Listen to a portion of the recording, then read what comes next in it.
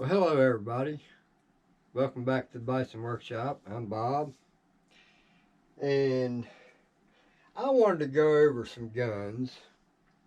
I'm sure by the title it's something to do with duds, winners, and losers in the airgun world as far as I'm concerned. Now, my guns are ranked on different scales. You got your little small pest guns, which is the Diana Storm Riders, uh, 20 or 177 and the 22. Now, the Diana Storm Rider, I've had it for as long as I've had that one. I bought them both at the exact same time because they were cheap. And these things are always true. Now, I did change some stuff on it. I put my barrel band on it, and I got rid of that shark tail that was on there. It was the ugliest thing I ever seen. And then I took the rear sight off of it to put a scope on it because the rear sight was hitting the scope. Other than that, I haven't done anything to this one. Nada, nothing. It's always hold air. So Diana Storm Rider gets a plus. Alright, so then we got my Night Stalker. And got the I painted the green tiger stripes on it. Now this one, I have had to replace this valve right here where you fill it. I've had to buy a new one of these and put it in because it started leaking air. So that I had to replace on this, and I did the exact same thing to it with the shark tail and the rear sight. And these are tack drivers.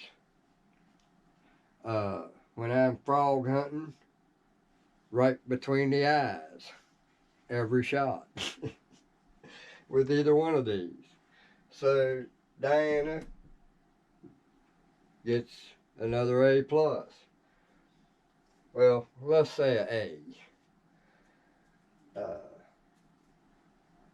an A plus on the Diana Storm Rider 177, and then the 222 is behind it. Then we've got this one. I really think I should have left the black stock on it. I did. It come with a stock, and this thing's light, and I do kind of like this stock because it's not so big, and I think I'm gonna put this one back on there. But this one is the Marauder Sam semi-automatic, and I had this gun repaired, and when I sent it to him without my stock, and that's the way he wanted me to send it, and it would have lightened it. So I took the stock off of it and sent just this, and it got repaired because this thing here wasn't acting right. So when he sent it back, he sent this here wooden stock with it for free. So I thought that was pretty decent of him. And I machined this here and put a pick rail here with a stud so I can put a sling on it. I ain't gonna take them down. But this one has had that one issue, and it's right on the money too. Alright, then we got the Benjamin Discovery, the very first air rifle I've ever owned. And I've done a lot to this thing. I made the stock. I didn't put this on until later. I just added that, and the reason it's so high, both of these are a little high, but this one's extra high, simply because I didn't have the geometry of the stock aligned the way it should be. The top of the back of your cheek rest should be level with the top of your gun. So I didn't come up far enough, and I started too early, or I went too much. So I shouldn't have took so much out of that, and I should have made it line straight. So that's what I do from now on. But this was a learning experience for me. So this was out of plywood. I just wanted to see if it was going to be able to be done. And I just used Bondo, red spot putty, and black paint, and just painted it. Put this putty in it after I found my holes. Then I sanded it down and polyurethaned it, and I shouldn't have polyurethaned it, but oh well, it's got chips and stuff in it. But I've changed the breech to a 10-shot breech, added the new trigger assembly from, oh, I can't remember who I got that from. He's into these Benjamin discoveries a lot, so Mega air guns or something like that. Then I added a pick rail to it. And this here is just basically for looks. It really ain't necessary to have it on there, but it shoots really good like that, so I just leave it that way. And then I made a set of mag holders that squeezes between the bottom rail and the barrel, or the tank and the band. And then on the other side, it's got the exact same shape. It just looks like a teardrop that goes in between here, that's the shape of all these round areas. And it's just a squeeze fit. You tighten that screw up and it's on there. You can adjust it anywhere you want on here. So I put that on this one, and I put them on something else. I don't remember what I put it on. One of my other guns has got it on it. I don't know which one it was. Alright, then we've got, I'm saving the best one for last. Then we've got the 357 Challenger. And this one really hasn't given me any problems. It's been a pretty decent gun. I changed the stock and put a Marauder stock on it. And it looks a little chunky right here, but I put the black tip on it, just painted it on there. It's not real ebony. So I can't afford ebony. So I used the existing hole. So it worked out pretty nice. And then I just made a 3D printed plug to put in there. And then put the bison barrel train on it and camouflaged it. And this one's not giving me a whole lot of problems. It shoots well every time. Same thing with this one. If everybody remembers this stock, this is my 30 cal Challenger. And I put the barrel train on it, but I didn't put so many on it. I just put 2 on it and 2 barrel bands. And this is a sharp looking gun. But, you know, I could have made the same thing that I did on the Benjamin instead of the train. In fact, I could probably make the train with that on it. Or a way to mount it on there or something. So this one hasn't given me any problems. I've never had to fix nothing on them. Then we got the second gun I ever owned. The Umarex Gauntlet 1. The ugly one. It's not too awful ugly now. I made this stock. All this back here I machined. And put a bigger bottle on it. And this one here shoots exactly the same as it did the day that I bought it, and I'm telling you, it shoots fantastic. Hole on hole with this one. But it's a bench gun because it is a heavy gun. Now for my most favorite gun. We have my Avenger. We are sporting a lot of sport. I'm proud of this gun. It looks really good. I used brass screws in the grip, and I made all this. I 3D printed the wheels. I used that stuff that goes around that expandable water hose to squeeze in between there to make it look nicer. This wheel made the cheek rest, made the frame, all of it online. And I'm gonna tell you what, this thing is badass. I added a long tank to it, took the short tank off and put a long tank in its place. So now I can fill it in two different places. Got one there. That one's a little tight, but I got another one there. I ain't strong enough to get it off. Oh well, take my word for it, it's under there. That shouldn't be on there that damn tight. This one I get a help with it because I got that grip on it, but I can't put it on this one because then it would lift my barrel because it's right at it. So, but this one here is a tack driver.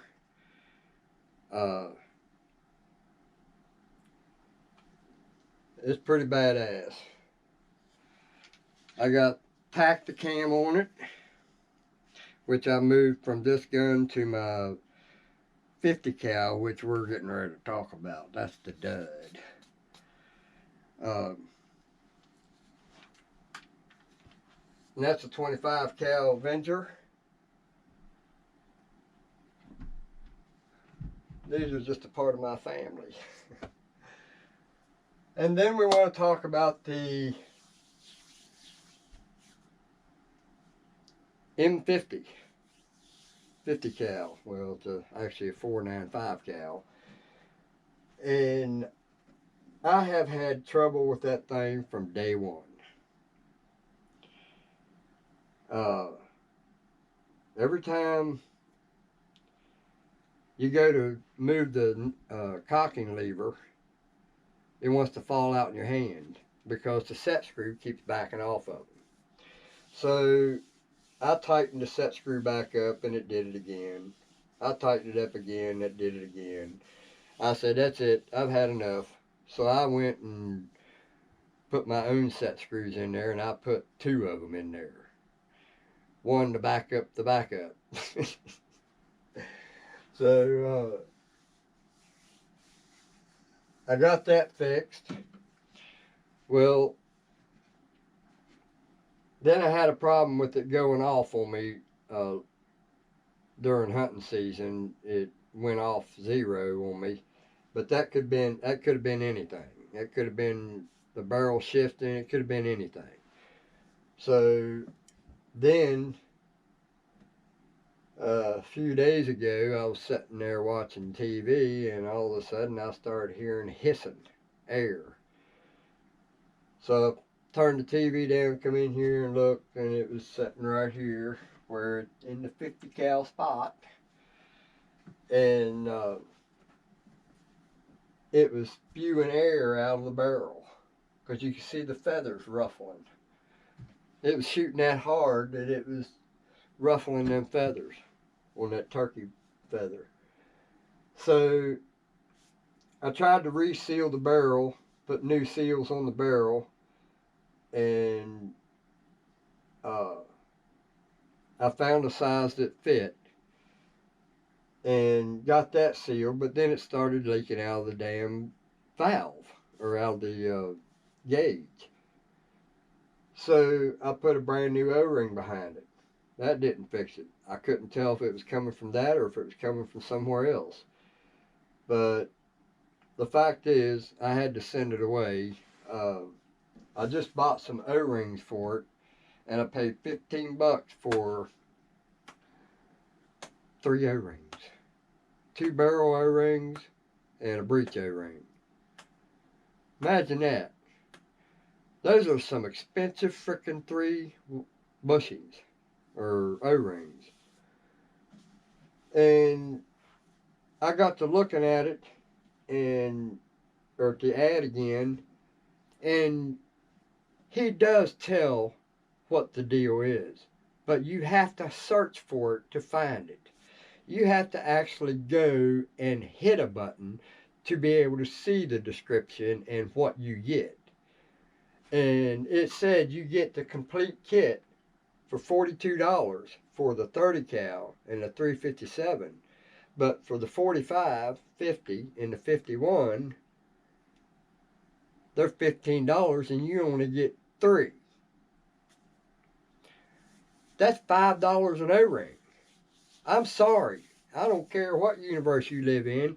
I don't think it's okay to spend $5 for one little O-ring that if you breathe wrong, you lose it. So I'm dealing with that right now, but you know, Ben Tack, he told me to go ahead and send it to him and he'd fix it. Try to get it back out to me by Monday, but I'm not going to rush him. If he needs a week or something, I'm fine with that. But I just don't want it to go into hunting season because that's my only gun I got to hunt with. And I mean, I could hunt with any one of these, but it wouldn't be legal. So I'm not into breaking laws.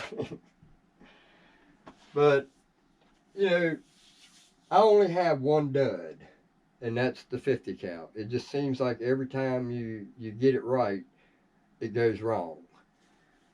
And you can't get parts for them. So, and that's with any of the AEA's guns. You can't get parts for them. But you can go and buy a whole kit for a FX or something like that that rebuilds the whole gun for $10. I had a guy tell me that. So he thought that was ridiculous. I mean, I only had $3 worth of freaking O-rings in the package. In fact, I'll show you them right now. So this is what it came in. I got 2 stickers that I'm not sure I'm going to show. Depending on how this goes. I'm not happy about this. So basically, I bought 2 of these. I paid $20 a piece. It was $15 for the package, $5 shipping. About an hour later, I bought the second one thinking, it'd be nice to have a backup for the backup. So for that, I'd go ahead and get it. Thinking I was going to get all the O-rings to rebuild the gun twice. So I open it up and this is what I see. And I'm like, no, this ain't right.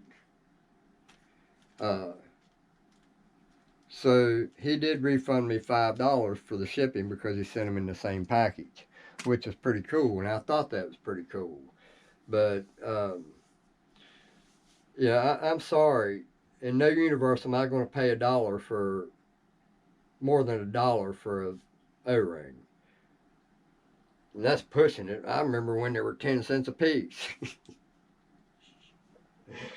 Don't tell nobody how old I am. But I just wanted to go over the duds and the ones that's a problem child. Is it a dud or is it a problem child? Or is it a winner? So, Diana, so far with the guns I've had from Diana, they've been great. Nothing that wasn't expected to happen in the future. You know, things happen. Seals go out. You can't really do nothing about that. But I was a little intimidated by it, so I didn't want to take this thing apart and try to rebuild it. So I decided to buy a new one and just screw it in there and be done with it. So other than that, Diane has got 100% score. Uh, I know that there's people out there that down these guns, but I've never had a problem shooting what I needed to shoot. Uh, so they get a good grade.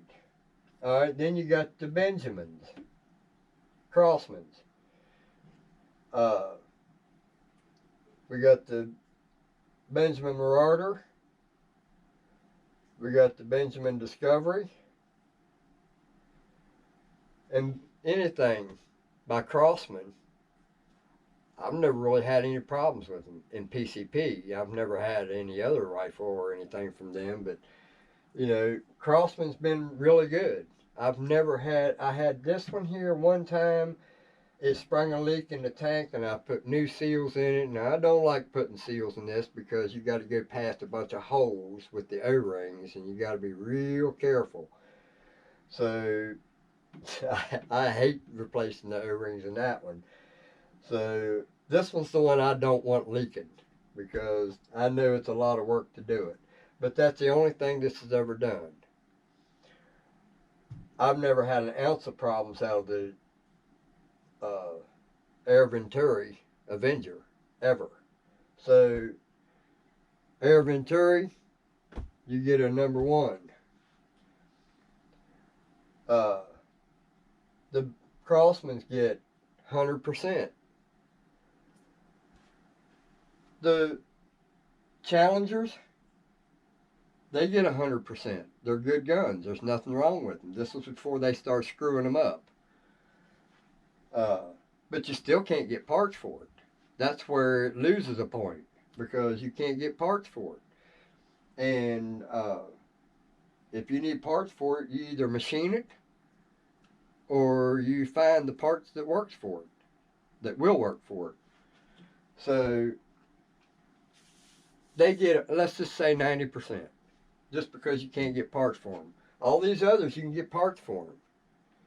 When I was ordering for this, I seen all kinds of parts for this gun. And these are interchangeable. The only difference between the two is, well, one's 177, one's 22, but you got the air or the gauge is on the bottom of the stock on this one, but on the 22, it's up here on the end. And I'm sure that if you took them stocks off, they wouldn't match either because there's no hole for the gauge. If you drilled a hole in it, yes, you could probably make this one work on this one, but why? You don't need to. So then we got Umarex, anything Umarex. Feel free, I'm sorry, Umarex does make a good gun. I've not seen a bad one yet. Now, I've heard stories about the hammer, but I'd still like to have one even though it had a bad rap. But if anybody out there wants to trade a hammer for a 50 cal M50 when I get it back, call me. I don't care if it's a two-shotter. I'm tired of working on this gun. Maybe you got better patience. Nah, I'm just joking. Anyway, I just wanted to go over some of the guns that I have and which ones I think rate really high. These, I'm not saying these rate high because I own them. They are nice guns, all of them, in their own way. Each one of them's got its handicap, like getting parts. I got 3 guns that I can't get parts for. So that's one of the reasons I sold the Pro. You can't get parts for it, and I didn't need it. I originally bought it to use it to deer hunt, but then they said that you can't use a 30 cal, we have to use a 45 or bigger. Then I was stuck with a Pro that I didn't need to begin with. So it was basically a cabinet filler.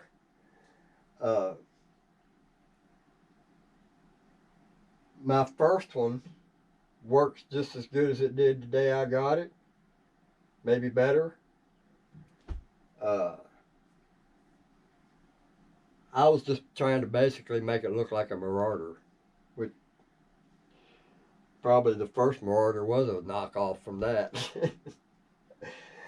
But that Discovery got everything started. I worked my ass off for that Discovery.